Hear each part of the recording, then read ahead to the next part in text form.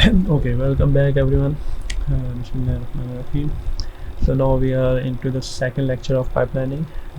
This time we'll be actually studying the design of the data path of pipelining data path, and it's actually control design. So uh, pipelining data path and control, that's what we learned. Just like always, the roadmap so far we are at this point where uh, pipelining introduction was done in the last lecture. Now we are actually studying how the hardware is actually organized for pipelining for implementation of this data path. So last time we actually introduced the main idea of pipelining. Now today we'll see how its implementation is done. So with an example as well. So just review of the last lecture. Pipelining concept, single cycle and multi-cycle, they both allow one instruction to be in the data path at any given clock cycle. So that's why there was some hardware resources they were used as well, for because we need one clock cycle. So everything is done in a single clock cycle, so we need separate units for that. For multiple cycle, there are different stages, different clock cycle, but the thing is the next instruction will only start after the completion of the previous instruction. So whatever happens, the next instruction, at any given time there will only be one instruction in the data path. So this is actually going to be changed in pipelining. What happened, it actually maximize the hardware utilization. So the programs can run faster, they can be done by utilizing the idle stages for different idle steps for different for single cycle or multi-cycle. So in pipelining we are actually using those idle stages for different instructions. So we saw in the last lecture that the pipe is basically filled in the five stages. In the five steps, the fifth step, the whole pipe is filled. After that is emptied in these five clock cycles. For 5 days, for these five instructions, the four clock cycles are actually used for filling up the pipe, and the last four are for emptying the pipe. And this is just one clock cycle where this pipe is full in this as a big example. So about the hardware for single and multi-cycle CPUs, and let's see how what happened in the pipeline. So we saw in single cycle data path, all the instructions they are executed in a single clock cycle. So it means we for memory instruction load word and store word, they will also be to be executed in a single clock cycle. So it means the memory access was required for two different tasks at a single clock cycle. One task was instruction fetch, and the other was either data read or write based on the instruction load word or store word. So it means we needed two different memories. We cannot have two different memory operation in a single clock cycle. We need two different memories so that in that single clock cycle both of these operations can run smoothly. So we needed two different memories.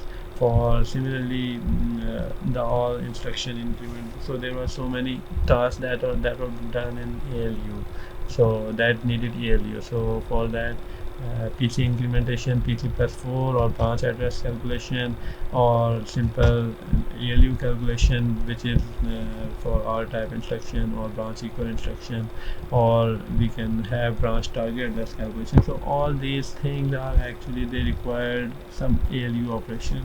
So and that cannot be done by a single ALU. So that's why we needed different data and ALUs combinations because they are required in single clock cycle. So that was the limitation of single cycle. For multi-cycle, because of the fact that different stages, different clock cycles were used, so it means the memory operation they were not required in a single clock cycle. So memory read, yeah, or instruction fetch and data read operation, they can not be done in a single clock cycle. So that's why we don't need two different memories for that. So for multi-cycle, the good advantage was that we can have a single memory for multi-cycle. Similarly, one ALU is enough because all those operations, they can be separated into different stages, different clock cycles, and they can be, the same ALU can be used for doing different PC increment, ALU operation, branch target, rest conversion. They can only be done by a single ALU in different clock cycles. So now come the thing for pipelining data path. So just think about it, how much hardware we need for a pipeline data path. So just think about it, pause this video right now, and before going further, just think at your own what specific hardware is required for data path. Either it's like single cycle, multiple memories, or we can have single reduced data functional units like in multiple cycle. So let's now go to the next hardware for pipelining, because we need to have multiple instructions running at the same time. So it's actually just like single cycle. We have a single clock cycle. For example, this is the clock cycle number 5. What is happening in this clock cycle number 5? One instruction is in the memory stage, or it may not be used, but there can be one stage in the memory stage if it's a load word or store word instruction. There is another instruction that is in instruction fetch stage. So it means the same clock cycle, or it's actually more appropriate if we just talk about this fourth clock cycle. If the fourth clock cycle, one load word instruction is using memory, and the OR instruction, the fourth instruction, is actually using the memory as well for instruction fetch. So that cannot be done by a single memory. So we need multiple memory, just like single cycle design.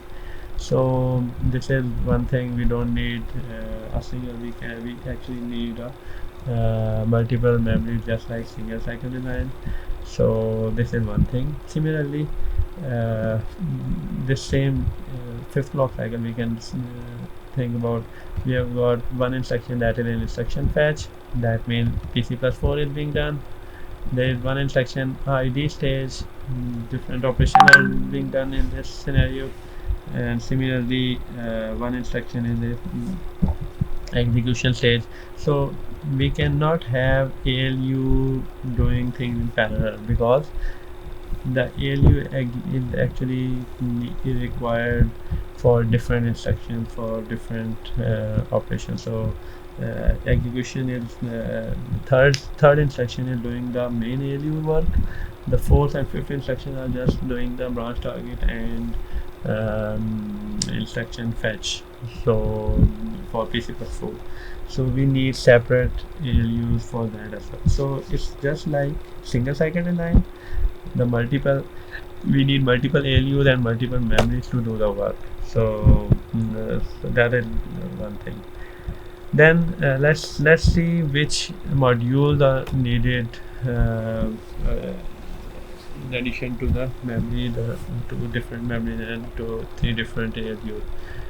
We have got one register file, that is enough, because register file actually can support both ID and WB stage. So register files are basically used in these clock cycles where the write back is done. So for example, the second instruction or first instruction, load one instruction, the write back is basically done in the fifth clock cycle. So data is written, add some register, so register file is used. For fourth instruction, this is ID stage. So same in the same clock cycle, the register file is also used, but this is for read operation. The first instruction, in the fifth clock cycle, the register file is used for write operation, but the fourth instruction, this fifth clock cycle is basically register file is used for read operation. So ideally we can say that we need two different register files for that, but because they are two different operations, one write and one read, so we can have one register file that can be enough, because the read operation and write operation, they can be done at parallel. So one read operation is done and one write operation is done, they both can be done at the same time. So this fifth clock cycle, the register file is used for both the first instruction and the fourth instruction. So first instruction write back, the write operation is done for first instruction, and the read operation is done for the second. So one register file is enough. So we just arranged this single cycle data path a little bit, because that's how we are actually splitting the whole into different stages. So this is your first stage, the instruction fetch and PC+4 increment stuff. Similarly, the next stage and the next stage, accordingly we'll just break it down accordingly for different stuff. What's being changed? Almost nothing. This is equal to the original single cycle data bar. This is actually the single cycle data bar. There are separate memories for instruction and data. There are two adders for PC based computation and one for ALU. The control signals are almost the same. In fact, they are the same. Only some very small cosmetic changes were made to make the diagram smaller. So just think about this. The data memory has only address input. The actual memory address can be determined from the memory read and memory write. So we don't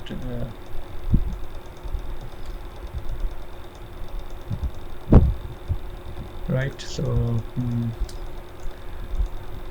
yes, a few labels for multiplexers a few labels are missing, and some multiplexers are smaller. Otherwise, this is the same diagram. So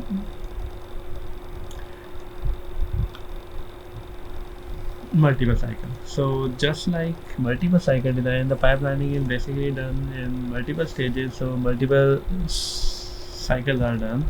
So what special thing is basically needed when we are doing multiple cycles?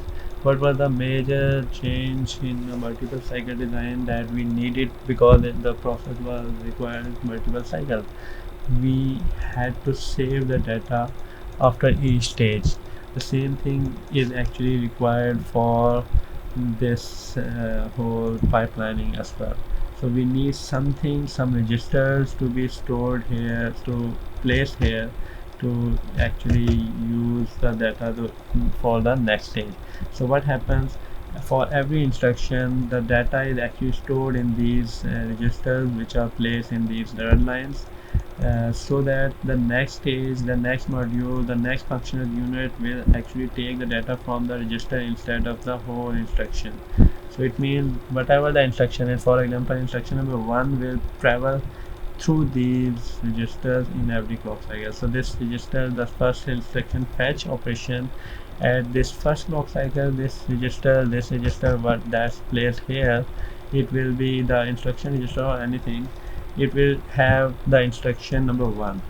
At the end of second clock cycle, it will have instruction number 2 that will be passed from the next one, and then at the third clock cycle, this will be instruction number 3, and so on. So similarly, at the end of second clock cycle, the registers for the first instruction will be at this point. So whatever those registers are, RS and RT, that will be from the first instruction. Similarly, at the end of third clock cycle, this will have the data from the next instruction, the second instruction, and so on. So that is why these things are required. These registers are required, just like multiple cycles for handling the different registers. So just like multiple cycles, those registers can be used here. These are just the multiple cycle registers, the intermediate registers that were used in multiple cycles, and we'll just use the same registers but in a different way. So the same registers will be used for pipelining, but in a slightly different way, that they are called pipeline registers. So what happened, why we need pipeline register? Because actually the whole data, actually it's a lot more than just this data is required for the next instruction, for the next stage. Because for example, the first one, the whole instruction is basically has to be stored here. Why? Because in the next clock cycle this will be updated, the instruction register will be updated with the new instruction. So it means for like multiple cycle, we actually have we had this register, instruction register, that had the instruction for the rest of the clock cycle. The third clock cycle, the instruction register provided the signal for the third stage, second stage, third stage, and fourth stage. But this time what will happen, this instruction register will be updated with the next instruction in the right next clock cycle. So instruction number 1 will be stored here in only the second clock cycle. In the third clock cycle, this register will have instruction number 3, instruction number 2. So what will happen to the instruction number 1? It has to be moved to the some register that is placed after the second stage. So that's why we have special registers, some bigger registers, they are called pipeline registers. So these intermediate registers for pipelining will be a little bit bigger than multiple cycles to save the data to carry forward for the different stages. So these registers are actually named IF/ID because they are between IF and ID stage, ID/IX because they are between ID and EX stage, EX/mem and mem/IWB because they are between these.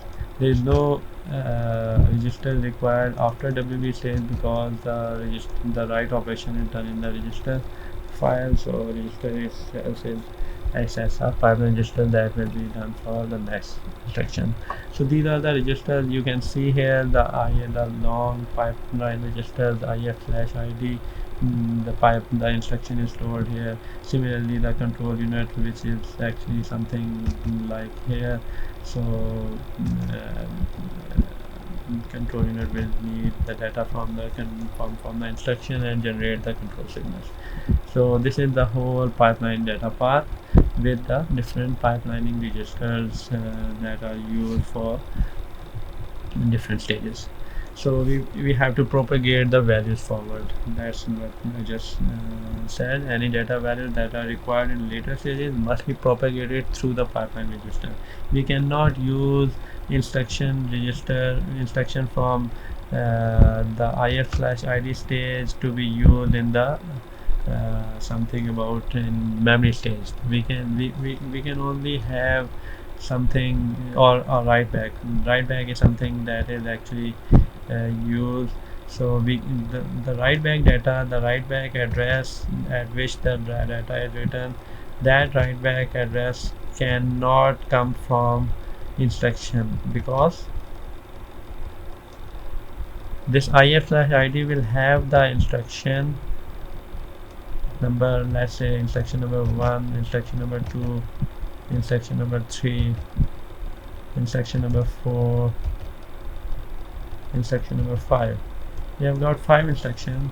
Instruction number 1 is in the write back stage. That means instruction number 1 is in this 5th stage. Instruction number 1 is in write back stage, and instruction number 4 is in the ID stage. So this is the 4th instruction is in the ID stage. So it means the IF/ID register, this IF/ID register will have the data from the 4th instruction, not the 5th instruction, and not the 1st instruction. We need the data from the 1st instruction. Where should be this data be? That data has to be in this point. There is where this RD here is. So this RD is for the register number for the instruction number 1. That data will be transferred back to get write register address instead of the data from here. If we just copy the data, write the register data from here, it will be the fourth instruction, not the first instruction. So that is why we need to propagate the values forward. The most extreme example is the destination. That's exactly what I just talk about. So the RD stage, the RD field of the instruction word retrieved in the first stage determines the destination register, but that register is not going to be updated until the fifth stage. So it means the fifth stage, it has to be propagated to the fifth stage. So similarly, this is actually what happens. The register, when in the second stage the instruction is there, the instruction 15 down to 11, that was the RT for a simple R type instruction. This is RD. So RD will be used in the fifth clock cycle, not the second clock cycle. So this is propagated to the next stage, then to the next stage, and after that this is actually being forward back to the right register value to get the data written in the final stage. Now comes the second part. So this is actually how a pipeline data path looks like. Now comes the second part, which is the control signal. What happens to the control signal? As we studied the control signal for both single cycle design and multiple cycle design, there were two different designs that were needed for both single cycle and multiple cycle. For single cycle, we had a big control unit to be generated all the control signals at a single time, and based on the opcode and functional, basically opcode. So what about the multiple cycle? We use those state machine to get the control signal. So which design should work for pipelining? So that is actually a bit easy job for pipelining, because the control signal will be in the control unit will just be like your single cycle, instead of because we cannot have the state machine, because in every stage the functional units are doing different stuff on different instructions. So it means we cannot have a specific module doing only one type of control, one type of operation at a given clock cycle. So what happening, we generate the what happens in pipelining, we can generate the whole control unit, the control signal, all the control signals are generated at once in the second ID stage, because we got the instruction, and all those control signals are then propagated one by one to the next stages accordingly. It's just like that. So this control will be just like the single cycle control, but what happens, this generates the control signal for a specific instruction for the next stage, the third stage, for then fourth stage and the fifth stage. So we've got different stages, execution stage, memory stage, and write back stage. So all these are basically transferred to the next pipeline register. For this third stage, EX stage, the EX control signal will be used. All those EX control signals will be used in the third stage. Similarly, all those memory control signals will be used in the fourth stage, and all those write back stage control signals, that is meant to read or used to write, they are used in the fifth stage. So this is actually, this control unit is a lot simpler than multi-cycle. It's just the single cycle design, but they are propagated through. So the control signals are actually, you can actually get the idea because of the color code that we have got here. So one thing you must have noticed that there are not much write enable signal like in the multiple cycle. We've gotten a PC write. We had a write control for PC write and some write control for IR here. Why? Because every clock cycle it will be different. PC is written in every clock cycle, so we don't have some choice that for a specific clock cycle it's not written, so we don't need a write control here. Similarly, for every clock cycle this instruction register is written here, so instruction is also written, so there is no need for a separate control signal that stops it from writing, because every clock cycle is going to be written, but it's just going to be passed to the next stage to get more access. So we don't need different write control logic here. So MIPS instruction set was actually designed especially for easy pipelining, because it's actually a very simple design. All instructions are 32 bits long. The instruction fetch stage just needs to read one word, and on every clock cycle fields are in the same position in different instruction formats, because it's a RISC format, so it's a very simple architecture. So as we have older sys designs, they will have actually complicated pipelining, and it's actually harder to implement. If you've got simple design like MIPS, it's actually quite easy. We study the MIPS pipelining, but we can have a case study about some sys machines pipelining as well, because just one example, that if we have got a variable length instruction format, it means that instruction fetch and record stage would need extra time, and that means pipelining will not work as smoothly as it should be at it's done in MIPS, so it will be a bit different.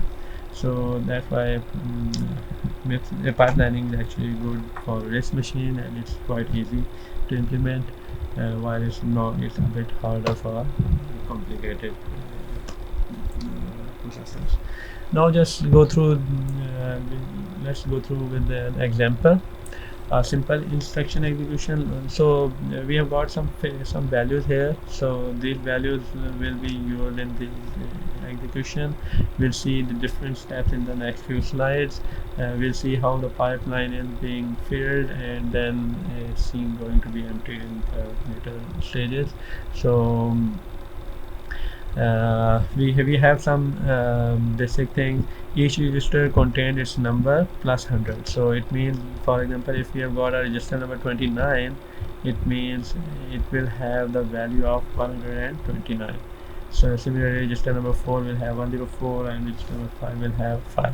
And every data memory location, whatever the memory location is, it contains 99. So 99 is the value for every in memory. So using those assumptions, we can actually process the different instructions in the next stages of the pipeline. So first, clock cycle number 1. So what happened? The first instruction, that was load one. First cycle, this instruction is going to be fetched. It means this whole instruction is stored in this if/id. So the whole instruction is going to be fetched. The PC is updated with the value. So initially the value PC was 1000, so this will be 1004, and then this 1004 is going to be updated. Now in the next clock cycle, the PC will have the value of PC 1004. So this 1004 is going to be written in the next clock cycle. So what happened in the cycle 2? The first instruction is in the second stage. The second, because 1004 is in the PC, the second instruction is going to be fetched. So first instruction, now we know that what happened in the second instruction is going to be fetched. PC is again updated. Now this will be P1008 and so on. What happened in the second clock cycle, the second ID stage? This first register is register number 29. So it means the register number 29 is going to be fed into register input register number 1, which is the address of this register, that is 29. The value will be 129, that is in the output here. So that is going to be stored in this register that is called ID/EX. Similarly, the second register, that is, because it's a load one instruction, we don't need the second, whatever the value is, we don't need that. So this is the second stage for first instruction. Now the first instruction is in the third. Let's just talk about the first instruction first, because the second and third we know what's happening. This 129 is passed to ALU because the value was here, and the value, the ID/EX is updated with the next instruction that we talk about later. Then the second thing, from the last instruction, there's another one thing that happened. We have got this 4 in the offset. So this 4 is basically the constant. That constant is sign extended. So this 4 value is here. So this is actually used in the next cycle. So what happens, this 129 plus 4, 129 plus 4 will be 133. So at this end of this third stage for the first instruction, the result or the address that will be used for memory, that will be 133, that is going to be passed here. So this 133 is just the address. So just take these things from the example, because these are the values. There may be some issues, but just consider how it's going to be performed. Now the second stage, this is the instruction number 2, which is in the second stage. So what's happening, this is simply a subtraction instruction. Register number 4 and register number 5 are to be fed for the read register 1 and register number 2. RS and RT are 4 and 5. The destination is 2, so this destination is 2 is here. That is something that will be passed in different stages, so that in the fifth stage this will be called back to be written. So 4 plus 5, 4 is 104 and 5 is 105. They are passed to the next stage. Similarly, the next instruction and instruction is fetched, and this PC will be updated 1012. So the first thing in the next cycle, we can see that 2 is passed to the next stage. This is the RD address, because the IA is the sub instruction is in the next stage. So in the next stage, in the fourth stage, the subtraction is done. The result of subtraction 104 minus 105, the result is -1. That is passed next. The memory instruction, the load word instruction, the first one is in the fourth stage. The address was 133. At this address, the data is being read. The data which is placed in this memory address is 99. That is going to be passed in. Similarly, the second stage, now it's another R type instruction. This is AND 9, 10, 11. RS and RT are 10 and 11. 10 and 11 are here. They are passed 110 and 111, and there is simply AND operation, and the result is in 9. So this 9 is going to be passed in the next stage. It's just like 2. 2 will be in this next stage. 9 will be in the next stage for this. So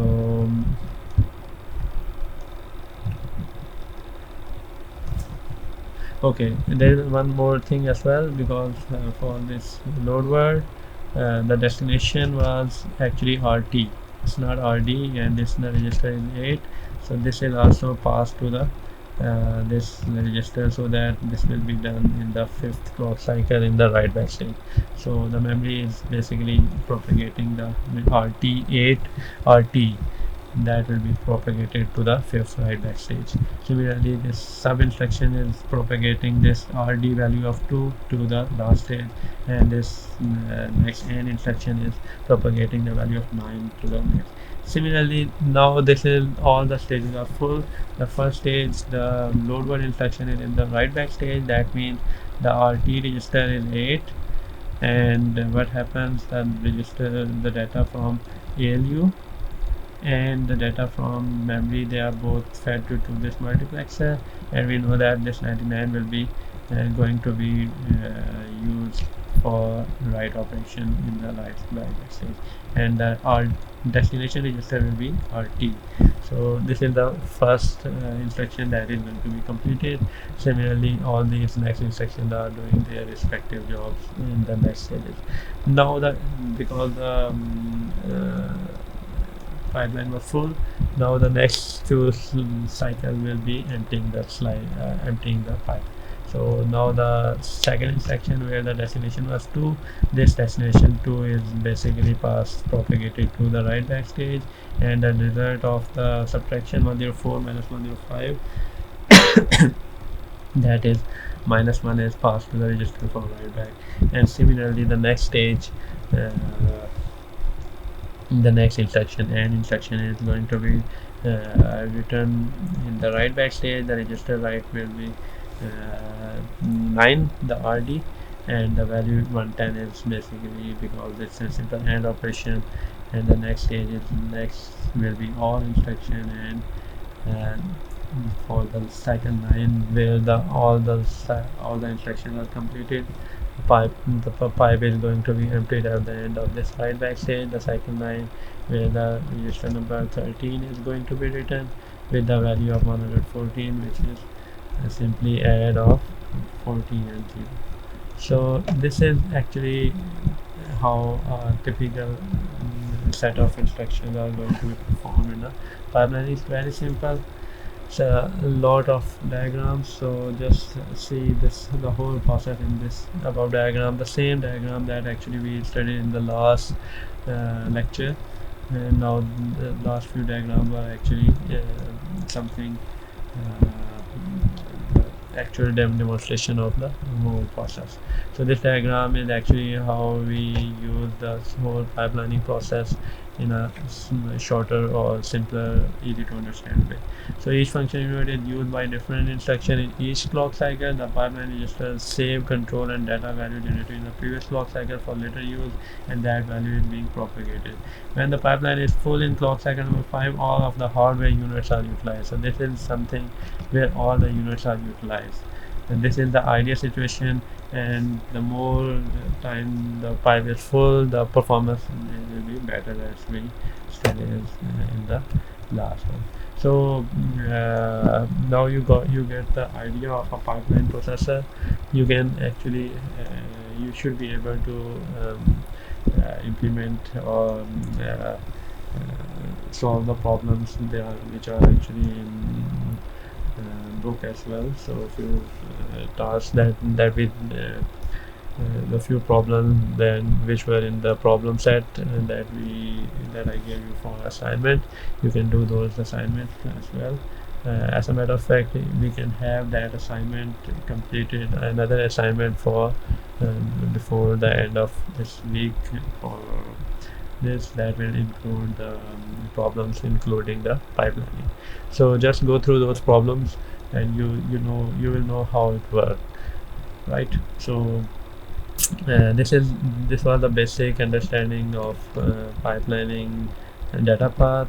As you can see, it looks very simple. It's the simple design, the simple single cycle design, single cycle control unit is used, but those pipelining registers are basically used to propagate the data forward accordingly. So this is how the pipeline data path works. It combines the ideas from the single and multiple cycle processor that we saw earlier. It uses multiple memories and ALUs like in single cycle, and instruction execution is split into several stages like in multi-cycle. So pipeline registers are just like your multi-cycle intermediate registers, but they are actually used to propagate data so that they are used in the later stages. So MIPS instruction set support pipelining with uniform instruction format, and that's why it's easy to understand. But there are some issues there which are associated with pipelining that we will be doing in the next lecture. Okay, until then, bye bye.